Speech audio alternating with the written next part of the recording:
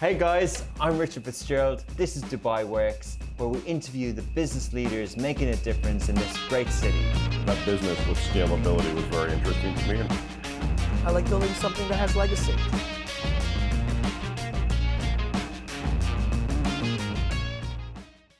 Welcome to Dubai Works. This week, I have the pleasure of being joined by a true gastronomic encyclopedia. Michael Ellis is the Chief Culinary Officer of Jumeirah Group. This is a role he's occupied since 2018, having moved from the illustrious Michelin Group, Michelin Restaurant and Hotel Guides, where he oversaw Europe, Asia, and the Americas. The role at Jumeirah Group is to oversee all the operations for F&B across hotels, resorts, for signature fine dining, family, and more casual dining experiences as well. This week on the show, we'll talk about Foodie Kids, a new initiative by Jumeirah Group, the role of Chief Culinary Officer, and Dubai as a general cuisine destination. Good morning, Michael.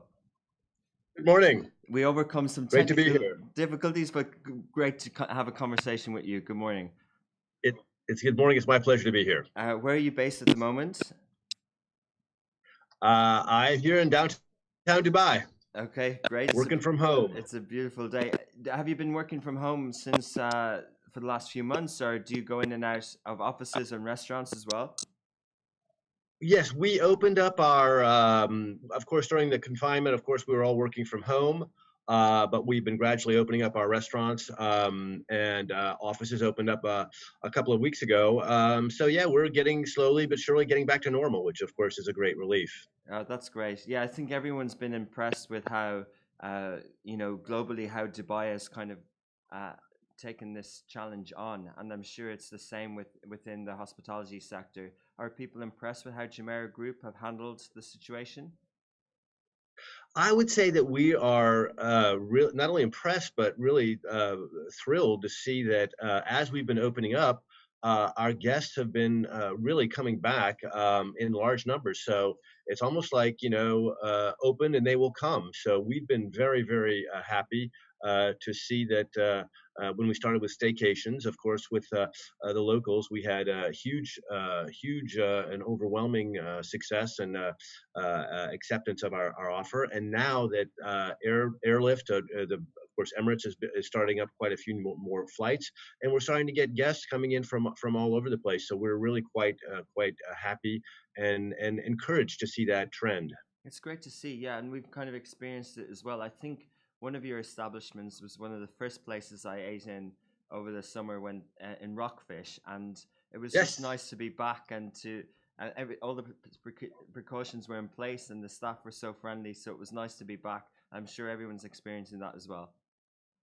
Well, it is. I think that's exactly right. I think people are everyone's yearning to go back to normal. Obviously, we are extremely vigilant in applying all of the protocols that both the world and the local authorities have come up with. That's very important to us. But given the fact that even before the confinement, our tables, the configuration of our restaurants was quite spaced apart, so we really didn't have to change all that much, other than obviously having the sanitary protocols in terms of mask wearing and hand cleansing and the other things. But in terms of actual the table spacing, we were able to pretty much keep what we had. So we were able to give people kind of a breath of normality even as early as this summer, and that I think people were really nice. They were very happy to see that. Are there more challenges on the different type of culinary offer? I imagine with fine dining, tables are spread apart. It's table service, but when it's buffet for breakfast in hotels, there are more challenges there. And how have you kind of dealt with those? Yes, absolutely. But I mean, buffets really were not viable under the new regulations for a variety of reasons. So we had to rethink how we did that, and we came up with the idea of doing mobile buffets. Ah, So we would actually, instead of you going to the buffet would come to you. And I think that was a great tribute to the creativity of our team. So we were able to actually, on rolling carts, bring a nice selection of the buffet to all of our guests, and then they could choose at the table from the buffet cart. So instead of them getting up to the buffet came to them. And I think that was something that our guests found very, very attractive. Interesting. Sounds like it would work well. I think I need to go on a staycation with Jumeirah Group. I went into a hotel in Europe recently, and at the buffet, they handed me a plastic bag to put on my hands. And I said, "Why isn't it a glove?" And they said, "Oh, people's hand sizes are different." And I literally couldn't put the food onto my plate. Everything fell everywhere. So some measures work, and gladly you guys have figured something out, and some don't. That's great. Yeah. So there's other new initiatives. Can you explain a little bit about Foodie Kids? Is this a COVID initiative that came up? Did you have more time to plan new initiatives and things like that? And what does it involve? Actually, this is really part of our ongoing work in understanding what our guests want, in at least from my part of the business, from what do our guests want in the food and beverage experience when they come. And this is our CEO, Jose Silva, who I've known for several years now, even before I joined the group. Mr. Silva has a vision of elevating the brand with three key pillars. And those pillars are design, interior architecture, interior design, and visuals that are unique and compelling, also seamless service that is so good you don't even know you're being served. And the final pillar, of one which is, of course, close to my heart, is elevating the dining experience to something that's unique and memorable. So as and with of course, all of our teams, we delve into what we can do to really elevate and make those experiences unique and memorable. We base it on research as well. So we did some extensive research and interviewed almost 6,000 families from our key markets to find out what it is that they really want, or what's missing, if you will, or what they like, what they don't like, and what is missing in terms of the experiences that we offer when they are coming to stay with us, or anywhere else. So what can we do to entice them to come and stay with us? And one of the things that this research really opened our eyes, one of the things that really jumped out at us was the fact that as many of our guests are families and come with children, over half of the families said that they are very concerned when they're on holiday that their children will not be eating properly. And so that was a main concern. And we looked at it a little bit more closely, and we found out that over 3/4 of the families felt that restaurants in hotels were not providing adequate selection in terms of healthier or more tasty, fun, but also healthier meals for the children. And the vast majority said that if they were to find a hotel that provided better options for their children, more nutritious, healthier options, but also fun options, that would be a key deciding factor for them when deciding where to go. So we obviously realizing that, and as the father of an 11-year-old boy, I can tell you from experience, it's unrealistic to expect children to, jump into eating a plate of carrots, broccoli, and Brussels sprouts. That, generally speaking, won't happen. So we really needed to come up with some ideas that were both attractive, fun, and we wanted to make it interactive, but also healthier for the children. And working with, so we did that by kind of, as they say, the hard way, by actually taking children into our kitchens and taking the profile of the kids that come with the families, and working with our chefs, ask the kids actually what they want, what they like, what they don't like, and kind of came up with some ideas. I think that, and we've as shown, has been actually very, very successful and exciting for both the kids and the parents. Okay, great. So the Foodie Kids is a menu selection, and is this a sort of a crowdsourced way of collaborating with kids to create a unique menu offering? What we did was we wanted to take the regular children's menu. I mean, obviously, the idea is we want to give our guests choice when they come, so we don't want to impose things. But the classic things that we found that when children are going into a restaurant, certainly there's the classics, like there's pizza, there's burgers, there's fish and chips, there's spaghetti bolognese, Yeah. there's club sandwiches. They're those classics that you find all over Fish the world. fingers and things So like that. Yeah. exactly. So the idea was that we don't necessarily want to take those away because those are things that the kids like. But how can we make them healthier? How can we make them fun? How can we make them interactive? So, for example, we took pizza margarita. So we have pizza margarita on our menu, but we also have the foodie kids pizza margarita, which is using whole wheat flour for the pizza dough. It's using organic slow roasted tomatoes that are low in salt and low fat mozzarella. So we've come up with a margarita pizza that kids will recognize, kids will like, but it's also healthier. And I think that gives the parents a certain amount of comfort. Then we took, for example, a classic chef salad. For the foodie kids chef salad, we lay the ingredients out on a plate for the children themselves to decide what they want. So if they want some, the chicken slices are there in front of them, the veal bacon is there, the celery sticks, the tomato slices, the lettuce, and the avocado slices. So the children can actually build the salad themselves, and they can put the dressing on themselves. And we find that when children are doing it, when they're actively participating in making their food, it's kind of their own creation. They're much more motivated to eat their own creation than if it's just put in front of them. Wow. And then we take dishes like, for example, spaghetti bolognese. We use luminacci pasta, which are like little elbow macaroni, and we use low-fat beef and low-salt tomato sauce, organic tomatoes.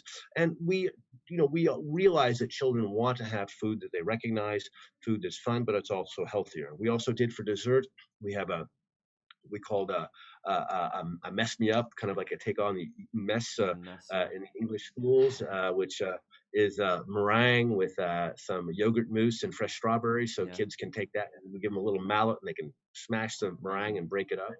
And then we have what we call the watermelon pizza, which is actually a slice of pizza that we put a light mascarpone cream on with fresh berries and fresh almonds. And so it's kind of a wink at pizza for dessert. So these are just some of the ideas that we've come up with our chefs and with the kids' input to deliver healthier and fun meals for our guests and their children. Interesting. It sounds like that type of research could be applied in other places where kids eat as well, maybe homeschool and other restaurants, but it's great that you've done that and applied it to your places. Is that for all the hotels or for the fine dining as well, or how does that work? Absolutely. This was the initial pilot project was launched at our Jumeirah Beach Hotel on the beautiful beach. I think the best beach in Dubai. I think we have all of our beach hotels are on that beach. I won't challenge. Well, thank you. We don't want to be immodest, but we think realistically we're privileged in having that fantastic beach. So we've launched it in Jumeirah Beach Hotel in both our Dow and Anchor gastro pub restaurant, as well as our beach and pool bars and restaurants. It is going to be progressively rolled out in all of our venues so that the children's options will be available in eventually all of our restaurants. So we do have, as I said earlier, a significant number of guests that come with children, and we want to make sure that in eventually all of the restaurants, so our guests can come, whatever restaurant that the guests come to with their children, they will have at least several options from the foodie kids available to them, and that will be progressively rolled out over the autumn. And we do now have a promotion at Jumeirah Beach Hotel until the end of the month where all kids under 12 eat free. So when getting the half board option at Jumeirah Beach Hotel for people who want to come and do a staycation with us, I think that's a very attractive offer, and it gives the kids a chance to eat free. So we're very happy with that. That's a good offer. Interesting. Michael? How many establishments do you oversee across the Jumeirah group? How many foods, eateries, and do you oversee? Is it overall? Well, here in Dubai, I spend most of my time here in Dubai. We currently have 24 hotels around the world that are operate under the Jumeirah brand. I do visit those, most of them regularly, although there's no doubt that being based here in Dubai and having the core of our activity here in Dubai, just by nature, I spend more time here. So we currently have, once we're up and running full out, we'll have just over 60 food and beverage outlets, as we call them, or food and beverage areas where food and beverage are served. And that ranges, and that's something that's very important to us. I think one of Mr. Silva's goals, my boss and our F&B team, is to really, when we're going to be elevating the food and beverage experience to what we like to think world-class levels, it has to be everywhere. So whether you're in a lobby lounge, whether you're in our pool or beach restaurant, whether you're in our all-day dining or one of our fine dining restaurants, or even in-room dining, room service, we want all of those experiences to be beyond expectation and memorable. So it even gets down to things like what Mr. Silva calls the amazing basics. If you go into any lobby lounge of a hotel, international hotel around the world, you'll always find a few of the same basic menu items, like a Caesar salad or a niçoise salad. You'll find a cheeseburger, you'll find a club sandwich, you'll find a spaghetti bolognese, a chicken Caesar salad. These are the staples that, whether you're in Beijing, Dubai, New York, or Paris, in the lobby lounge or on the room service menu, you'll find those staples. What we want to do is we want to make sure that the club sandwich, for example, that you order off of our menu will ruin all future club sandwiches that you eat, because our club sandwich will be so good. So we really want to set the bar so high that we have memorable food wherever it is, whatever you come into contact on our menus will be dishes that you will remember. And that is, it's easy to say, but it's actually quite hard to do, because when you're making literally thousands of club sandwiches a day across dozens of different restaurants or food and beverage outlets, to make sure you have that consistent quality throughout, that chicken is cut the right thickness and is served at the right temperature, and the tomatoes are ripe, and the bread is properly toasted, and it's just many different details. So we have very elaborate manuals and videos and pictorials to make sure that both in the cooking, the presentation, and the cooking, the preparation, the presentation, and the serving of those dishes is completely mastered, because it's all about the detail. So interesting. You take me back to when I was younger. I had a job in a hotel, different jobs, night porter behind a bar, and tourists would come, and I would go from the bar into the kitchen and make a club sandwich that was not really, it was a club sandwich, but and I just remember how sloppy it was, and the plastic thing, and the chef made it maybe 2 days before, a day before, and I would come back out and I'd be embarrassed serving it. But I think that's a quality thing, and historically the Jumeirah Group has a really good reputation on hospitality and culinary, and there seems to be a new focus with your role as Chief Culinary Officer, and with Mr. Jose Silva's impetus and stress on this service. But at what point does it become the business angle to it? Are you an F&B business, or are you a hotel business? Are they the same thing? That's a very good question. Obviously, the restaurant space, the restaurant activity within a hotel is often significantly different than it is to an outside freestanding restaurant. One of our goals is to attract outside guests. We obviously have to cater to our hotel guests. We believe, and Mr. Silva believes, that our ability to provide outstanding and memorable, unique dining experiences is a competitive advantage for our hotels. Anybody can build a bigger room.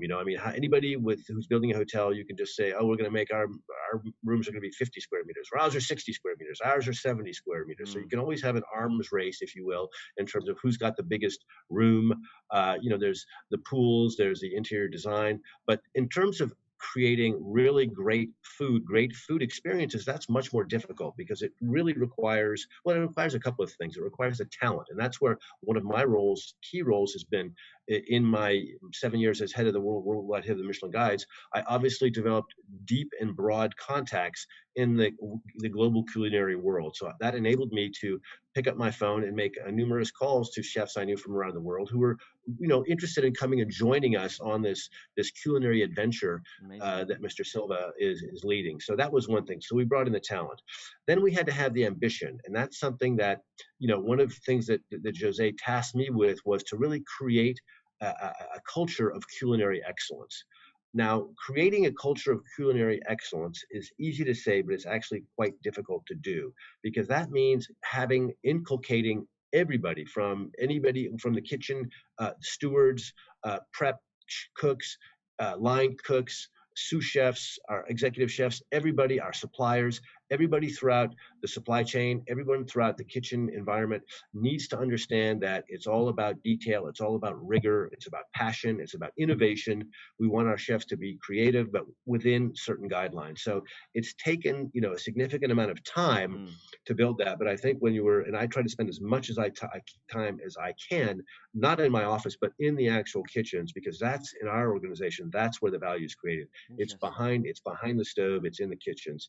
And it's been an absolutely thrilling and tremendously rewarding experience. Wow. I wanted to ask a question because I can't have an interview with you and not ask about Michelin Guide, but just touching on some interesting points there. I was going to ask about choosing a Cato, a concept that you create versus bringing in an international brand. And I think, you have chefs like Christian Goya and Chef Roberto Raspoli. So you kind of explain that you can bring the talent because of your contacts. That's plausible. It's easy to understand, but in the Dubai context, and bringing these talents in, is that attractive to them? Are they coming, and do they see Dubai as a culinary hub now? That's a great question as well. I think that there's two different ways that you can approach it, and I won't. It's a personal choice. It's a strategic choice on the part of the hotels involved on what they want to do. One option is to bring a well-known chef, a celebrity chef, a branded chef who has a footprint in one or many countries, and bring them in. Often the chef, the name chef, the brand name chef is actually not in the kitchen, of course. He's running his empire, and many of these brand name chefs, they're very good chefs. Many of them haven't touched a saucepan in many years, but they have teams and they're able to do that. And that's one approach, and that's something that many hotels have done successfully. Mr. Silva and I, we don't think that that's not something that we want to do. We want to bring in the chefs who often the sous chefs or the executive chefs that often worked in under these brand name chefs who are tremendously talented, and give them free reign in the kitchen with obviously some guidelines, and let them express themselves. So this is a chance. We've given our chefs the chance to come in from their often Michelin-starred backgrounds. Obviously, they're not the name brand chefs, but they have been working just under, those chefs, and give them a chance to really express their own creativity, their innovation, their passion for what they do, and let them develop their own cuisine. So that ability is, I think, something that chefs have been very, very happy with. And we've been, I think, quite successful. So whether it's taking a restaurant like Rockfish, which has been around for a number of years, or Shimmers on the beach, bringing in different chefs and letting them take the same concept and evolve it according to what their talents and their obviously within a framework. Rockfish is always going to be, or it is currently an Italian Mediterranean flavored seafood restaurant. Shimmers, of course, is a Greek Mediterranean restaurant. So we keep those themes, and we let the chefs kind of express themselves, or coming up with a completely new concept like Keto, which is this Peruvian, Japanese, Peruvian Nikkei cuisine with our Argentinian Japanese chef Christian Goya, or Sal, our latest addition, our Southern Mediterranean Iberian Peninsula seafood restaurant, or a restaurant like French Riviera, which is a pop-up we have now in Alcácer, which is really a mix of Saint-Tropez and Capri type of a restaurant that we think gives people a Riviera experience. So we're working hard, but we're also having great fun, and I think that the results have shown that our guests are really thrilled to be able to find these different dining options. And many of them, I'm sure. And I think empowering talent is a trend that people can resonate across industry. It seems to be what you're doing well. And from your experience, Michael, working across different regions and the culinary world, and my mum is a cordon bleu trained chef, and she will I have to ask, is France still the culinary leaders given the innovation in England, the US, and Spain, or Asia, in your view? I think I know the Cordon Bleu, by the way, very well. I know the owners, the Cointreau family, and I've actually done some things with them. Very good training. I think if you look, and I trained as a chef in France, almost 40 years ago. So, and if I look back, especially the last 2 decades, let's say the last 20, 25 years, there's been a huge revolution around the world. I think, in my experience, most chefs from around the world, and having been at the Michelin Guide, I've visited over 30 different countries and meeting the chef community. I think most chefs around the world still look to a certain degree to France as kind of the mothership of the of technique, of product knowledge, of real sauce making, the real elaborate technical approach to cuisine that has made French fine dining unparalleled around the world. But over the years, and I think many, if you look around the world in great kitchens around the world, many of the chefs or sous chefs or commis have at one point worked in France. So it's very much a desire on the part of many chefs to want to go and spend a stage or an internship at a Michelin-starred restaurant. But then what you have, and you certainly see this in the UK, where you have what's now called modern British cooking, which 20 years ago was an oxymoron that didn't exist. 20, 25, 30 years ago in the UK, all fine dining was either French, like the Roux brothers at Le Gavroche or the Waterside Inn, or Jean-Pierre Kaufmann at Les Templaires, or Giorgio Locatelli at Locanda Locatelli. It was all, or Indian food. There was never real. British food was basically overcooked meats and vegetables, or pub food. So there really was no modern British cooking. And then you had chefs like, all of a sudden, who were, of course, it started with Gordon Ramsay and Marco Pierre White, and then you had chefs like Jason Atherton or Ollie Dabous coming up, who were really, or Nathan Outlaw, who were really these kind of, they were British trained, British born, British bred, British trained, often having worked in France or elsewhere to learn some technique and using local ingredients. So I think that model, that's happened in Spain, that's happened in certainly Italy, certainly Scandinavia. When you have countries that are have cooking techniques, have cooking traditions like Southern Europe, that's of course a very interesting take on things. And if you talk to Italian chefs, the Italian chefs, they'll say, sometimes the Michelin-starred restaurants don't have things you'd recognize as Italian food in the menu. And if you ask Italian chefs why, they'll say, well, I don't want to cook what my mom cooked or my grandma cooked. I want to do my own thing. So I think over the years, there's really been an evolution. People still look, it's a long answer to your question, but people, I still think chefs still look to France for many things, for understanding of the product, understanding of technique. But they, I think, have taken that and used it and developed their own skills, their own products, and their own signatures in what they do. Wow, amazing! So interesting. Could ask so much more on that. But just an offshoot as well. Can you, if you had to name one meal, can you think of the best meal you ever had? That's extremely difficult, only because I've had so many. I've been fortunate to have, in my calculation, over 1,500 meals in Michelin-starred restaurants around the world. I think probably the most remarkable meals that I've had, I've had incredible meals everywhere, but I think some of the most astounding ones have been in Japan, just because the Japanese reverence for using incredibly fresh ingredients, and the Japanese are really into not only just the taste but also the texture and temperature.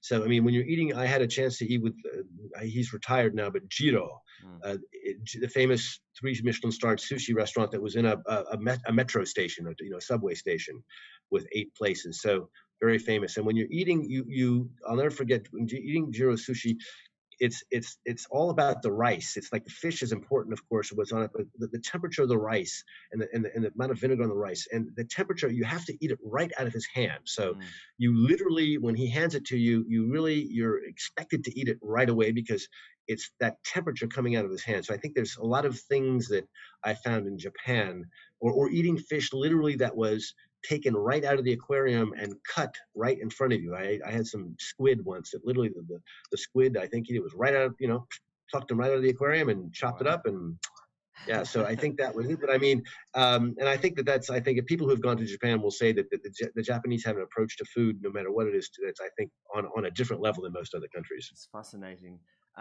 So on Michelin, I'm in marketing, and can you tell me about the Michelin Guide, how it was started, and what the original goal was, and maybe touch on, there's been recent talk of maybe there would be a Michelin star restaurant in Dubai and what that would take. Sure. Sure, I'm happy to. I mean, Michelin Guide was started in 1900 by the Michelin brothers, who in Clermont-Ferrand in central France, they had a few years before they had invented really the inflatable automobile tire, and this is back when there were very few. There was only about 4,000 automobiles in all of France, and people were basically building them in their garage, and there were very few roads, no gas stations, no garages. And the Michelin brothers, that's you really see what a true visionary is. They believed, they understood that if they're going to sell tires, people have to drive. Mm-hmm. But if there are no roads, if people don't know where to go, they don't know where to stay, they don't know where to buy gasoline. There's no gas stations. Where do you buy gas? Where do you get your car fixed? So none of these things were known. So the Michelin Guide really started out as a guide to encourage people to drive. So it told them where to find a road. If you wanted to go from Paris to, for example, Orléans, which is about a 45-minute drive now. Back then it was a two-day drive. And it would tell you, if you have to buy gas, that you can buy it at this pharmacy. It was sold in pharmacies. And if you have to get your car breaks down, this is where you can get it fixed. And if you need a place to sleep, here's a hotel. And if you want to have dinner or a meal, this is where you can have a meal. And over the next couple of decades, the people who were using the Michelin Guide realized that the best advice was given for the hotels and the restaurants, especially the restaurants. So by the late 1920s, at the demand of their customers, their clients, they developed this system of giving stars. So most restaurants are just being in the Michelin Guide. The selection is a sign of being a particularly good restaurant. But for the top 15%, if you will, they gave stars, 1, 2, or 3 Michelin stars, and the third Michelin star, 3 Michelin stars being really, well, they say that 1 Michelin star is worth a stop. 2 Michelin stars is worth a detour, wow, and 3 Michelin stars is worth the voyage. So a 3 Michelin star restaurant is in and of itself a destination. It's a pilgrimage. It's a gastronomic pilgrimage to somewhere that you go simply for the gastronomic experience. And as Michelin develops, this was 120 years ago when they started. So over the years, as Michelin Guide has developed now into presence in 26 countries, it has become, I think, really in many ways the barometer, or it's a mirror. It reflects what's going on. The Michelin Guide their job is not to tell people what to do or what they think is push this or this trend. It's really to reflect on what's going on. And they do that with a unique system, which is the Michelin inspectors. Now, a Michelin inspector is a food expert. Most of them have worked in the restaurant business, often in the kitchen. They have to have especially well-developed palates. They have to, your ability to taste things. It's like people in for example, in the cognac business, they're called noses because they have great olfactory capacities. Where our inspectors, the Michelin inspectors, need to have the right number of taste buds in the right place on their tongue so they can taste things. They are anonymous when they go into restaurants, so the restaurateurs don't know that when they're there, and they always pay their bills. So this unique, and to my knowledge, that the Michelin is the only one who has full-time salaried anonymous inspectors who are food experts and paid their bills. So, and they go back several times to the restaurant. So to have these, it's an incredibly expensive operation. But it's, and I think that from a marketing point of view, and I did work in the tire business with Michelin as well before I joined the guides. And I think that the belief is that no one really enjoys buying new tires for their car. So I think the idea was that when you create an experience around the Michelin brand, and you only probably replace your car tires maybe 2 or 3 times, once every 2 or 3, 4, maybe 5 years. So you're really out of touch with the brand. So the ability to create a experience with the Michelin brand in a qualitative and enjoyable environment kind of subliminally has an impact when you go to buy tires. You say, oh, Michelin restaurants, Michelin quality, I think I'll buy Michelin tires. So anyway, that's at least I think what's thought of as the group. And it's been very successful. And I have to say, there's today, to my knowledge, there's things like 50 best, but that's not the same. Has nothing to do. That's more of a beauty contest than anything else. And there have been other guides, but no one I think has been able to do what the Michelin Guide has done. And it certainly was a great experience for me. And it also enabled me to meet my boss, my current boss, Jose Silva, I saw him in action when he was working with the Four Seasons, and was really able. He was transformative in his ability to take his magic wand and turn the food and beverage operations and everywhere he went into amazing Michelin-starred restaurants. And I had the privilege and honor to award stars to the chefs that he brought on board. So when he offered me the opportunity to come to Dubai, I leapt at it. It sounds like it's only a matter of time before you, Michael, and Jose have Michelin star restaurants in the Jumeirah group. Well, that it's funny. I came here when I was still head of the guide. I came here in 2016, and I gave a talk at the Global Restaurant Investment Forum, and to just describe how the Michelin Guide worked. And one of the questions I was asked was, when is Dubai going to get the Michelin Guide? Because obviously there are many places like South Africa, like Australia, like Moscow, that have, in many cities in the United States and other countries, where the Michelin Guide simply isn't present. So the Michelin Guide has no activity. So the Michelin Guide, they're not in India, they're not in, other than Sao Paulo and Rio in Brazil, they're not in South America.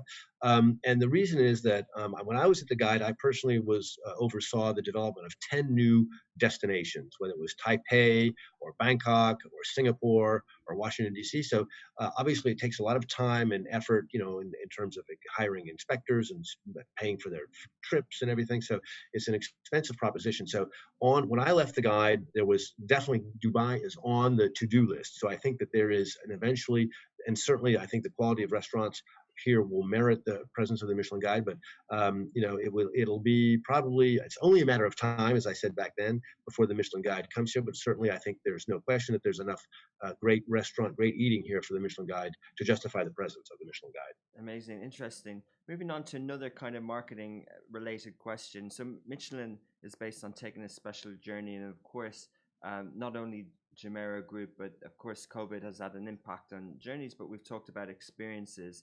Another thing that attracts people to experiences is social media and Instagram. And of course, now everyone's a food critic. Everyone's a food critic on Instagram. Is that a good or a bad thing? That's a difficult question to answer, because the problem is now that it is important now for restaurants to be Instagrammable. There's no question about that. If your lighting is not good, it's going to be a problem, because you won't get the Instagrammers out there, and that's very, very important. And now you get to the point where you will have influencers, as like they call themselves, giving in real time critiques of food. So I think it's up the pressure on kitchens and chefs to a certain degree, but it is what it is, as they say, and it's not going to go away. So I think it's important to stay focused on making sure. When I was at the Michelin Guide, I used to have chefs and restaurateurs used to ask me, what can I do to get a Michelin star? And I would say, look, you as a business person, as a chef, don't worry about the Michelin stars. Worry about a couple of things. One of the things you should worry about is, we have to understand a few things. What do my customers want to eat? What price point do they want to pay, and what kind of environment or ambiance do they want to be in? And if you understand that, who is my customer? What does he or she want to eat? How much do they want to pay? And what kind of environment, what kind of experience do they want? And if you understand that and you deliver it, you will be a successful restaurant. And that's because, restaurants are businesses after, they have suppliers, they have employees. And restaurant owners have families. You have to make it a viable, ongoing concern. And if you do that well, the Michelin Guide will discover you. So first of all, understand what it takes to make the restaurant successful. And then I think the next thing is that, in terms of marketing, in terms of getting the word out there, then that's where the Instagram and the food critics come into play. So I think that you're better off having a restaurant that appeals to your customer base and knows what they want to eat, than designing your food for the Michelin Guide or for Instagram, for example. Because at the end of the day, if your food photographs well, but it doesn't taste good, you might get a quick pop in terms of customers coming in or clients coming in because the food looks great, but if it doesn't taste good, that'll die down very quickly. Yeah. So for the palate rather than for the gram. Ideally both. You can do both. You can have food that tastes great and looks great as well. The visuals are important. There's no question about that. Okay, thank you. So finally, the weather has improved. We're all eating out. We're all going back as much as possible. But it's also entering the sort of festive period and New Year's period. What do Jumeirah Group have on offer? What should we be looking out for planning our festive events? Well, for the time being, we've opened up many, if not all, of our hotels on the beach now. Of course, you can sit outside at Sal, at Rockfish, at Tortuga, at our Shimmers. Sorry, of course, just opened up last night. We also have our beach bars are open, are fantastic. Somersault, our beach club is also great. Kaito, you can eat outside. So we're really as obviously the weather gets better and people are able to eat outside, we're definitely opening that up, and we're very thrilled with that, and we're going to continue to do so. So I think certainly within the next couple of weeks, perhaps not all, but most of our establishments are open, and the ones I just mentioned are welcoming guests with open arms. Amazing. Well, thank you. You've whetted my appetite, definitely. So thank you for sharing all that this morning, Michael. Pleasure, and hopefully catch up again soon. Good. Well, I look forward to welcoming you to one of our restaurants. Looking forward to it. Thank you. Thank you. Hey guys, I'm Richard Fitzgerald. This is Dubai Works, where we interview the business leaders making a difference in this great city. That business with scalability was very interesting to me. I like building something that has legacy.